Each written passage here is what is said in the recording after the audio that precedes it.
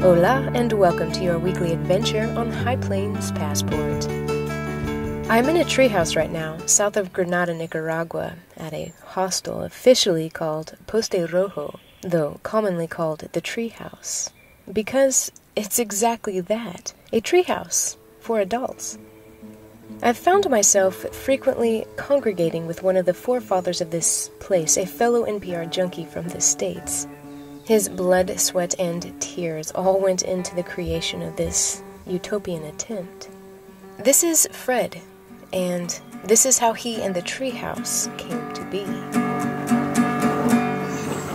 My friend went through, or is going through, I can't use past tense, Lyme disease. I had watched her with her challenges and don't know when, your life is going to be yanked out from under your feet. I decided it's my time. And no longer wanted to read about it in National Geographic. So I just left.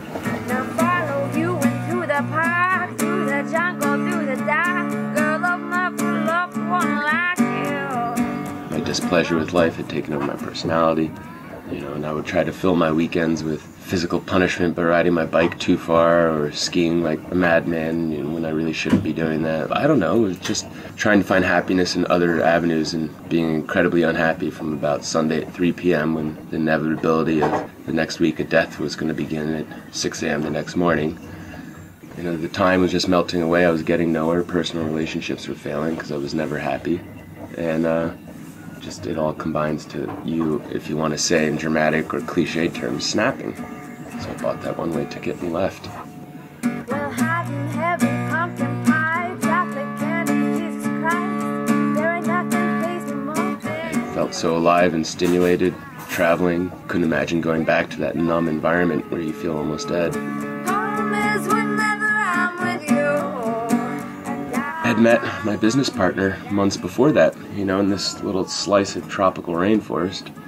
And he told me about his idea, and I literally came out the day that he bought the land and came up to the top of the property where we're sitting now for the very first time with him.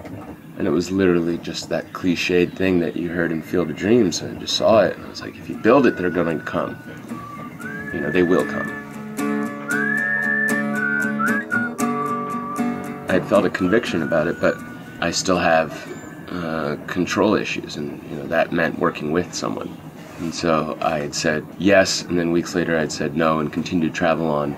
In my mind at that time, I had been telling myself, go back to the States, work very hard for 2 or 3 years. People don't realize how much money they can save when they look at it in comparison to some of the countries around the world and how cheap it can truly be.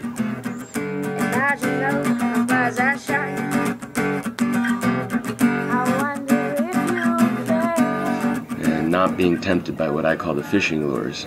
What does a fishing lure do? It makes usually a fish chase something that's absolutely worthless to them, to their death. Flat screen TVs, German cars, overpriced mortgages, fancy clothing labels. I call those the fishing lures. And if you're sucked into them, you'll follow that consumerist pattern, and unfortunately for most people to a point of putting yourself in discomfort and truly being trapped. But I knew I could avoid those for some time. And as a consequence, I had decided that, it was better for me to just go back to the States and save up that money. But when that resume was getting sent out and I was feeling nauseous, I then called up Chad and I said, yeah, let's do the treehouse. Let's make it happen.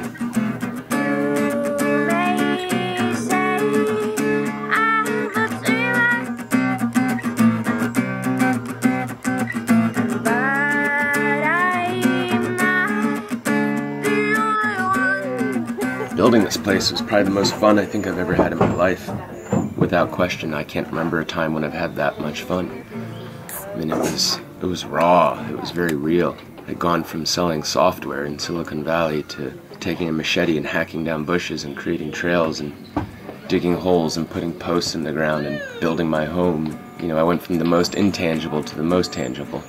Probably the best time I can remember ever having as an adult. We'll laugh until we'll think we'll die, barefoot on a summer night. Nothing new is sweeter than with you. It was weird. Before we opened, during a rainstorm, I used to be able to walk out on this platform here and just take a shower, walk right outside. Well, those days are over.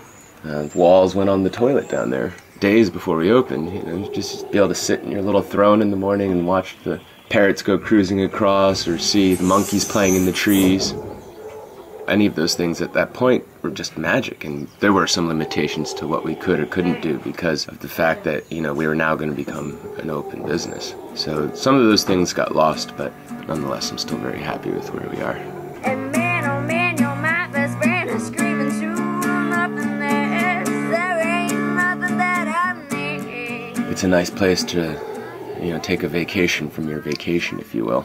I mean, backpacking around the world or traveling, it, of course, is not quote-unquote real life, if you will, but it can be exhausting. It can be so exhausting. Depending on your language skills, that's number one, but for people that are fighting tooth, claw, and nail, dealing with changing accents, changing dialogues, I mean, yes, it's all Spanish, but all the little inflections in the words change from country to country. Then they come here, and, for 99% of them, everybody speaks English.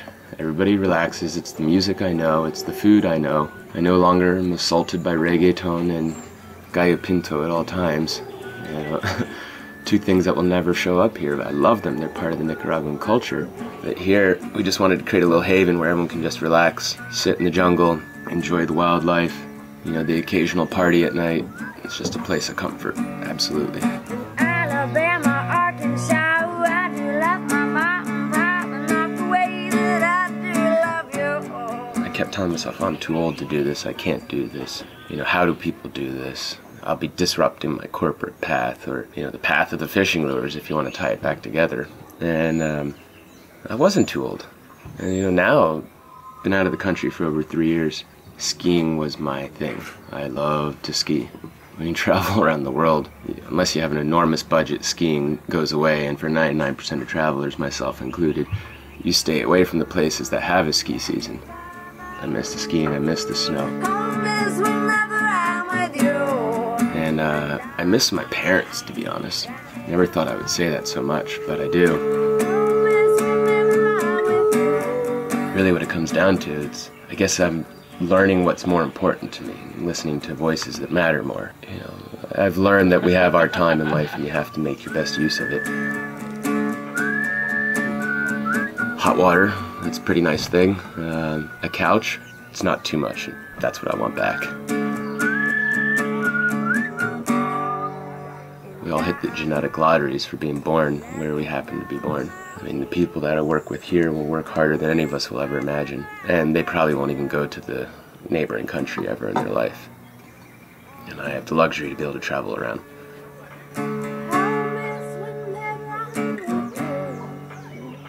That was so beautiful. I love that. That was so great, ladies.